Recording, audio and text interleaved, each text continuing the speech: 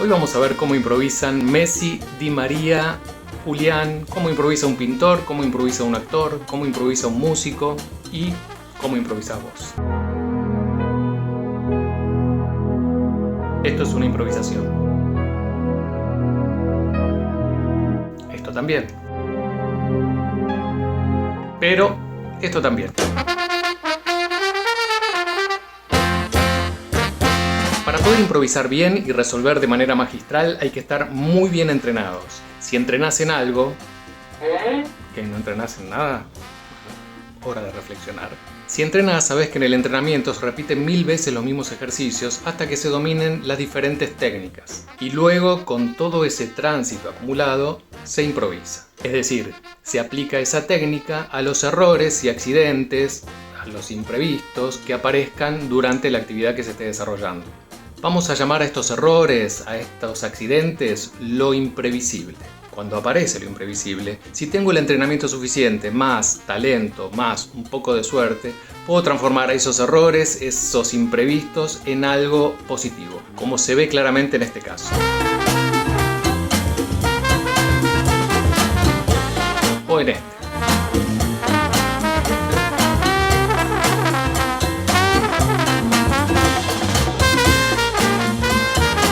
También hay otro elemento que influye y que es súper interesante para este deporte, en este caso el fútbol, que es el azar. En líneas generales y en la actividad en la que estemos, todos nos vemos obligados día a día a improvisar, es decir, a resolver diferentes situaciones que no teníamos previstas. Esto para algunos puede ser divertido, para otros puede ser angustiante, pero lo que sí es seguro es que no se puede ignorar lo imprevisible. Imagínense a un Messi hipotético aferrado a la técnica. Ah, no, esa pelota no me llegó de la manera que yo la había practicado en el entrenamiento, así que como es diferente y yo no lo había practicado, no la toco, la dejo pasar. Ridículo. Lo que hace es aplicar la técnica a lo que sucede en cada momento del partido. Sin embargo, hay algunos momentos en que el azar prácticamente no interviene. En estos casos se depende casi un 100% de la técnica, aunque en esa efectividad que uno quiere lograr, también influyen la emoción y la concentración.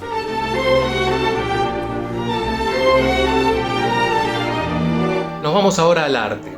Las obras que se hacen en cada disciplina tienen su particularidad. Más allá de cómo fueron realizadas, las obras tienen una forma final y no tienen modificación, son fijas. Por ejemplo, en las artes plásticas, en la música grabada, en el cine. ¿Y por qué sucede esto? En estos casos se genera una relación directa entre la obra y el público, sin la necesidad de que los artistas estén presentes en el momento de ser exhibidas esas obras. Permanecen de manera inalterada para que el público pueda verlas o escucharlas. Son las miradas de los espectadores, sin los artistas presentes, las que le van a dar un significado nuevo a cada obra. Es decir, cada espectador mirará y realizará su propia interpretación de cada obra. Es opuesto el caso de lo que podríamos llamar las obras performáticas. Estas artes performáticas demandan que los artistas y el público estén presentes juntos en el momento de ser realizadas. La música en vivo, la danza, el teatro, la performance. Pero todas estas obras, aparentemente ya terminadas, ¿son siempre iguales en cada función? Estas obras tienen pequeñas variaciones, ya que en ese encuentro de los artistas con el público se genera lo que ya nombramos como lo imprevisible. Pequeños accidentes, errores, impulsos que los artistas tienen en el momento. Pero hay más. Supongamos que tomamos una obra que aparentemente es permanente, como esta. O esta. O esta. ¿Sabes de dónde salieron estas obras no improvisadas, fijas, ya finales? De una improvisación. El proceso básico de crear cualquier cosa comienza en una improvisación, que está basada en la asociación libre. En esta asociación libre, base de todo proceso creativo, los artistas combinamos diferentes elementos, emociones, recuerdos, imágenes, pensamientos, conocimientos, impulsos y una serie de elementos que cada artista va a combinar de acuerdo a su estilo personal, como te cuento en detalle en este video. Y te digo más, no existirían sin la improvisación. Lo voy a leer porque no me acuerdo de todos, ¿eh? La Coca-Cola, la penicilina, los cereales, la dinamita, el edulcorante, las papas fritas, los fuegos artificiales, los rayos X, el téflon, el acero inoxidable. Muchos inventos que surgieron a partir de errores y su posterior improvisación. Y aunque el método científico tiene un proceso inicialmente racional, el error es parte fundamental de muchos de estos procesos y lleva inclusive a lugares mejores de las hipótesis planteadas. Si querés que haga un video contándote cómo se aprovecharon estos errores en el proceso científico, déjamelo en los comentarios. Bueno, me fui por las ramas. Vuelvo al arte. Un artista o un grupo de artistas puede elegir que su arte permanezca inalterable, es decir, tomarse un tiempo en el cual interviene lo racional, revisar las ideas, pulirlas, eliminar algunas, dejar otras y fijar. Este es un proceso posterior a un primer desarrollo, generalmente a partir de la improvisación, que muchos consideran imprescindible. ¿Vos qué pensás? ¿Es necesariamente así? Déjamelo en los comentarios. Ahora imagínate una gran producción de Hollywood que controla todo al detalle para efectivizar los gastos y que se realice todo según lo planeado previamente. En líneas generales, los actores en el cine tienen sus textos estudiados, en el mejor de los casos. Los planos de cámara y el arte están previamente estudiados al detalle y el tiempo de filmación también estimado lo más precisamente posible. Ahora, imagínate a un actor que está filmando una escena en la cual tiene que pasar una explosión, un edificio que se derrumba, por ejemplo. Una toma que tiene que ser única, que no puede fallar debido a la gran producción que hay ahí atrás, ¿no? La colocación de los explosivos, todo un edificio derrumbándose. Es decir, no puede repetirse porque eso implicaría un costo extra para la producción que no estaba previsto y que es imposible poder alcanzar. El equipo de arte consigue la locación, por supuesto aprobada por el director. El actor transita el espacio para familiarizarse con el texto ya aprendido y se marcan las acciones y los desplazamientos que se van a tener durante la escena. Se comienza a filmar la escena. Imagínate que el mecanismo que se tiene que accionar para que suceda la detonación falla. Y la explosión sucede en otro momento diferente del que estaba previsto. Sería catastrófico para la producción. Esto fue exactamente lo que le sucedió a Heath Ledger en El Caballero de la Noche. Imagínense ante este accidente que el actor salga de su personaje, corte la escena y le diga al director: disculpame, no podemos seguir porque este aparatito que detona todo no está funcionando. Y el director: corten. Y el productor: pero la puta madre que lo p***ó. Y en ese momento, cuando se corta esa escena, se corta la filmación, el aparato funciona, la explosión sucede y eso no se llegó a filmar. Según dicen, Heath Ledger improvisó, la escena continuó, se continuó filmando y se salvó la escena e inclusive se mejoró de cómo era la inicial. Esos segundos de suspenso previos a la explosión le dieron una pausa que por contraste resaltó la explosión y lo que venía después. Le dio más vida a la escena, una improvisación que mejoró el resultado final. Y todo gracias al azar y a la resolución creativa y espontánea del actor. Y esa improvisación que debe darse en una situación así de accidente debe ser coherente, interesante, tiene que tener lógica con respecto a cómo se viene desarrollando el personaje, orgánica y coherente, como les decía, con la situación. Cuanta más técnica en improvisación tenga incorporada ese actor, mejor va a funcionar esa escena improvisada. Pero es necesario un entrenamiento efectivo y guiado por expertos. Y ahora viene lo mejor de todo. Durante años se dijo que esta escena, en esta película, había sido improvisada. Pero parece ser que todo estaba pensado y programado por el director desde antes. ¿Podés creer? Una fake. El director Christopher Nolan confirmó que estaban ensayadas tanto la pausa como los varios intentos de detonación que no funcionaban hechos por el actor, como la sorpresa del actor cuando finalmente todo explota. Esto es súper interesante porque nos habla del arte del actor. De esto se trata todo, de actuar como si la situación fuera vivida por primera vez, es decir, de improvisar. Estudiar improvisación en el caso de los actores nos ayuda a estar familiarizados con esta sensación de frescura, de transitar las situaciones por primera vez. Al tener transitada esa sensación de vacío, uno puede trasladar esa misma sensación a un texto fijo y a una situación marcada. Y aunque esta improvisación fue desmentida en esta escena por el director Nolan, hay montones de escenas en el cine que fueron improvisadas, ya sea por un planteamiento del director directamente, como que en esta parte se improvisa, o porque surgió un accidente, un error o lo imprevisible. Aquí les dejo un rápido paso por algunas.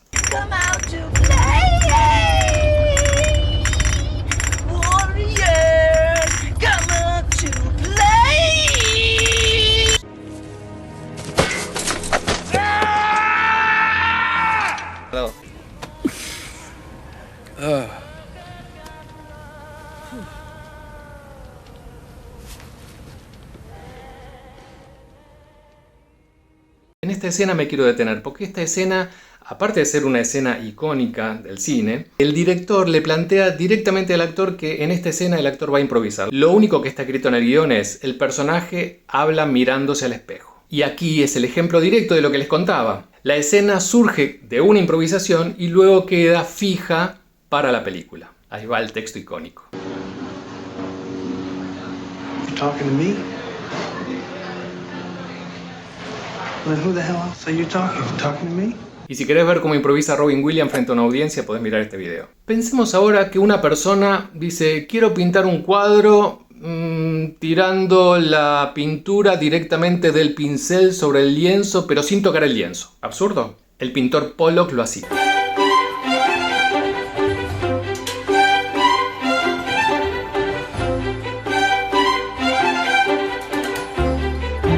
Pero esos trazos no iban para cualquier lado, estaban guiados por su intuición y su técnica.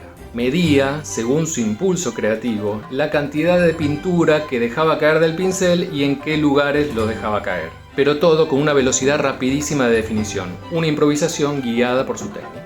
Aunque era una improvisación, para él no era caótico. Inclusive llegó a responderle a un crítico especializado con un telegrama que decía: no caos. Ahora que veo a Pollock, se me ocurre una idea loca. Reinventar el sistema Pollock y usar un avión como pincel. Poner en marcha la turbina de un avión, poner un lienzo gigante y tirar tachos de pintura hacia el aire y que la fuerza del viento vaya llevando la pintura hacia el lienzo y quede así una pintura abstracta. ¿Cómo? ¿Ya alguien lo hizo? El arte jet, caracterizado por usar la corriente de una turbina de avión para crear formas abstractas sobre un lienzo, fue inventado en 1982 por el príncipe austríaco Jürgen von Handlet. Después que murió, su legado fue preservado por su esposa, Tarinam, que fue la primera mujer que usó esa inusual técnica para pintar en 2006. Viene usando el arte jet para decorar prendas de vestir, ropa deportiva, de natación, equipajes y jeans, los cuales presenta en varios shows de moda usando el poder de una turbina, lo cual no deja de ser una práctica peligrosa. La artista fue invitada a celebrar el aniversario número 50 del Learjet, una empresa aérea privada, pintando 101 lienzos en 2 días. Créase o no, es bastante más difícil que arrojar pintura al aire y dejar que la turbina haga el resto. Tarinam tiene que soportar vientos más fuertes que los de un huracán y la temperatura puede llegar a 260 grados centígrados. ¿Qué tal? ¿Qué opinas de esto?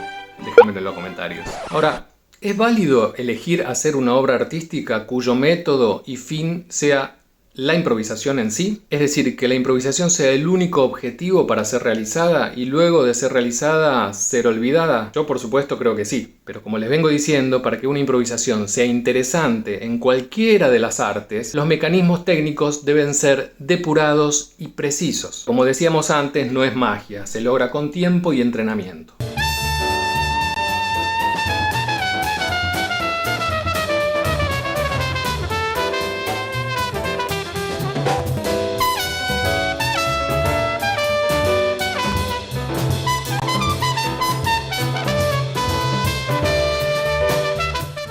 Los músicos saben que pueden sonar de manera sublime sin tener nada preparado. Podríamos decir que el género que es el máximo exponente de esta idea de improvisar musicalmente es el jazz. Ahora, en ningún momento cuando se improvisa jazz, las bases de la música son dejadas de lado. Todo lo contrario. Los músicos improvisan contenidos por las tonalidades, las escalas, y el sonido que se escucha es sostenido por el virtuosismo de cada ejecutante con cada instrumento. Como les decía, siempre la técnica sostiene a la improvisación. Pero, aunque improvisen, a los músicos nunca se los deja de llamar músicos. Podemos definir como improvisado a alguien que improvisa pero sin tener un conocimiento técnico ni un entrenamiento específico. Y podríamos llamar improvisador a alguien que sí tiene una preparación para improvisar, tiene un entrenamiento, tiene una técnica depurada, lo cual garantiza que la improvisación sea interesante como resultado final. Esta diferenciación puede ser gráfica y puede aclarar algunas cosas básicas del funcionamiento de alguien que improvisa. Pero para mí la palabra improvisador es un término que ya está un poquito vetusto, un poquito pasado de moda y muchas veces degradado por las malas prácticas, como les cuento en este video. Yo prefiero llamarles actor o actriz improvisando. Aunque parezca una obviedad que el arte de la improvisación escénica está ligado al oficio del actor, a veces es necesario subrayarlo para que no haya una tentación a subestimar. Para un actor o actriz, la improvisación teatral entrenada y profundizada es una herramienta extra que lleva en su mochila. En el caso de los actores y actrices, a diferencia de los músicos, el instrumento que se debe entrenar y pulir es el propio cuerpo, es el medio expresivo del actor. El entrenamiento, la cultura, el conocimiento de los mecanismos escénicos son fundamentales para hacer una buena improvisación. Luego cada uno decidirá si esa improvisación la orienta para que sea ya un resultado final o para que sea un proceso para lograr otro objetivo, como una obra, como una escena o como herramienta pedagógica. Y ojo, que esto no significa que quienes no son actores no puedan improvisar. Se aprende, se entrena y es muy divertido de hacer. Como también es divertido cantar aunque uno no sea cantante, o es divertido pintar aunque uno no sea pintor, o es divertido jugar al fútbol aunque uno no tenga una aspiración a ser un futbolista profesional.